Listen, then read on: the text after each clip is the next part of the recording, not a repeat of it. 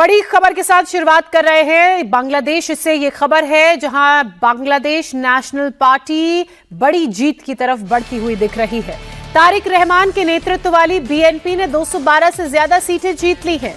Bangladeshi media के मुताबिक अब तक 260 सीटों के नतीजे आ चुके हैं, जिनमें बांग्लादेश नेशनल पार्टी 212 सीटों पर कब्जा कर चुकी है। वहीं जमात इस्लामी की अगुवाई वाली 11 पार्टियों के गठबंधन को महज 65 सीटें ही मिली हैं, जबकि निर्दलीय और अन्य को महज 4 सीटों पर ही संतोष करना पड़ा। अभी तक के नतीजों में लेफ्ट डेमोक्रेटिक अलायंस को भी सीटों के लिहाज से कुछ नहीं मिला। आज सुबह 9 बजे तक सभी नतीजे सीटों के क्लियर हो जाएंगे। पूर्व पीएम खालिदा जिया के बेटे और बीएनपी अध्यक्ष तारिक रहमान का प्रधानमंत्री बनना लगभग तय हो चुका है। तारिक रहमान ने 2 सीटों पर चुनाव लड़ा था, दोनों पर उन्हें जीत मिली है। रहमान पिछले साल दिसंबर में ही 17 साल बाद देश वापस लौटे। जमात चीफ शफीकुर रहमान ने ढाका में 15 सीटों से जीत दर्ज की। जमात ने अपनी हार कबूल करते हुए कहा उनकी पार्टी सकारात्मक विपक्ष की भूमिका निभाएगी। बगावत के बाद बनी नेशनल सिटीजन पार्टी ने आरोप लगाया कि नतीजे बदले जा रहे हैं।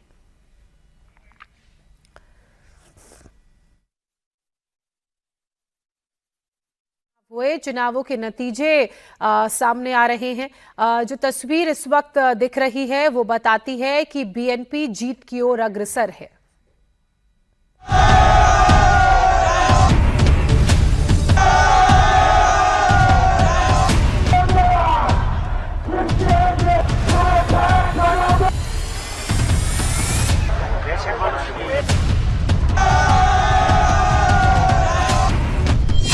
तारिक रहमान के हाथों में बांग्लादेश की कमान।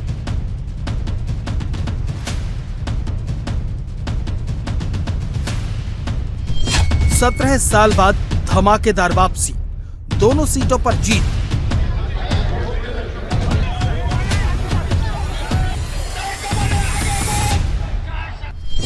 बीस साल बाद बांग्लादेश की सत्ता पर बीएनपी का डंका।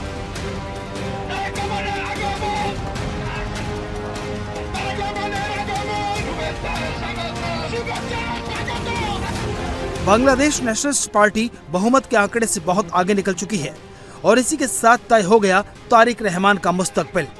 ये तय हो गया कि तारिक रहमान बांग्लादेश के अगले प्रधानमंत्री बनेंगे। तारिक ने न केवल बीएनपी को धमाकेदार जीत दिलवाई है, बल्कि उन्होंने ढाका 17 और बोगरा 6 दोनों सीटों से शानदार जीत दर्ज की है। तारिक रहमान की जीत बांग्लादेश की राजनीति में बड़े बदलाव का संकेत मानी जा रही है। तारिक रहमान को राजनीति विरासत में मिली है। उनके ऊपर इस राजनीतिक विरासत का सही उत्तराधिकारी साबित होने की चुनौती है। 20 नवंबर 1965 को ढाका में जन्मे तारिक रहमान बांग्लादेश के पूर्व राष्ट्रपति जियाउर रहमान और पूर्व पीएम खालिदा जिया के बेटे हैं। उनके पिता ने बांग्लादेश की आजादी में निर्णायक सैन्य भूमिका निभाई और उन्हें अनाउंसर ऑफ द लिबरेशन भी कहा जाता है। 30 मई 1981 में उनकी हत्या के बाद मां खालिदा ने पार्टी की कमान संभाली और बांग्लादेश की पीएम बनी। अब जिम्मेदारी तारिक रहमान के पास है। तारिक के पास राजनीति का पुराना अनुभव है। हालांकि 2008 में वो तत्कालीन केयरटेकर सरकार को ये भरोसा देकर देश के बाहर गए थे कि वो राजनीति में हिस्सा नहीं लेंगे। भ्रष्टाचार के आरोपों के चलते तारिक को देश छोड़कर जाना पड़ा था। इन 17 सालों में तारिक रहमान भले ही देश से बाहर रहे हों, लेकिन वो राजनीतिक गतिविधियों में लगातार शामिल होते रहे। लंदन से ही कई बार उन्होंने पार्टी की रैली और बैठकों को संबोधित किया। इस बीच 15 साल तक बांग्लादेश में शेख हसीना का शासन रहा। रहमान को अपनी वापसी का कोई रास्ता दिखाई नहीं दिया, लेकिन 5 अगस्त को बगावत के बाद शेख हसीना ढाका छोड़कर दिल्ली आ गई और रहमान की वापसी का रास्ता तय हो गया। लेकिन इससे पहले उन्होंने सियासत का अच्छा खासा अनुभव कमा लिया था। रहमान ने ढाका के शाहीन कॉलेज से ग्रेजुएशन करने के बाद राजनीति और अंतर्राष्ट्रीय संबंधों का अध्ययन किया। 1980 के दशक में लोकल पॉलिटिक्स में एंट्री ली। बीएनपी के अंदर बड़े पदों तक पहुंचे। खालिदा जिया के शासन में रहमान 2002 में सीनियर जॉइंट सेक्रेटरी जनरल और 2009 में सीनियर वाइस चेयरमैन बने। 2018 में उन्हें बीएनपी का कार्यकारी अध्यक्ष चुना गया और जनवरी 2026 में पार्टी की कमान पूरी तरह उनके हाथ में आ गई। इन आम चुनावों में रहमान ने पार्टी को नए सिरे से खड़ा किया, बड़ी बड़ी रैलियां की, देश को नए सपने दिखाए और उसी रणनीति का नतीजा है कि इन चुनावों में रहमान की पार्टी का डंका बज रहा है। तारिक रहमान की नीतियां आने वाले वक्त में भारत के साथ रिश्तों का भविष्य तय करेंगी। शेख हसीना के भारत में शरण लेने के बाद मोहम्मद यूनुस सरकार के साथ भारत से रिश्तों में ठंडापन रहा है। हालांकि खालिदा जिया के अंतिम संस्कार में विदेश मंत्री एस जयशंकर खुद पहुंचे और उन्होंने रहमान को पीएम मोदी की तरफ से शोक संदेश दिया था। रहमान को सीधे तौर पर भारत विरोधी नहीं देखा जाता।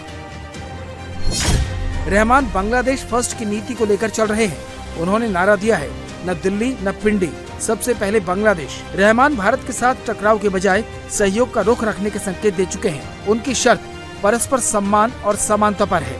तीस्ता और पद्मा जैसी नदियों के पानी को लेकर रहमान ने बांग्लादेश के उचित हिस्से की मांग की है। शेख हसीना को शरण देने को लेकर रहमान असंतोष जाहिर कर चुके हैं। भारत की चिंताओं को देखते हुए तारिक कह चुके हैं कि उनके नेतृत्व में बांग्लादेश सभी धर्मों के लिए सुरक्षित रहेगा। अपने बयानों में रहमान 1971 के मुक्ति संग्राम में भारत की भूमिका की सराहना कर चुके हैं और उन्होंने कहा है कि 1971 के बिना बांग्लादेश की कल्पना नहीं की जा सकती। रहमान के लिए ताज कांटों भरा है, क्योंकि सबसे पहले उन्हें बांग्लादेश की उन कट्टरपंथी ताकतों से जूझना है जो इन चुनावों पर ही सवाल खड़ा कर रही हैं। उसके बाद सत्ता की स्थिरता उनके लिए दूसरी बड़ी चुनौती बन सकती है।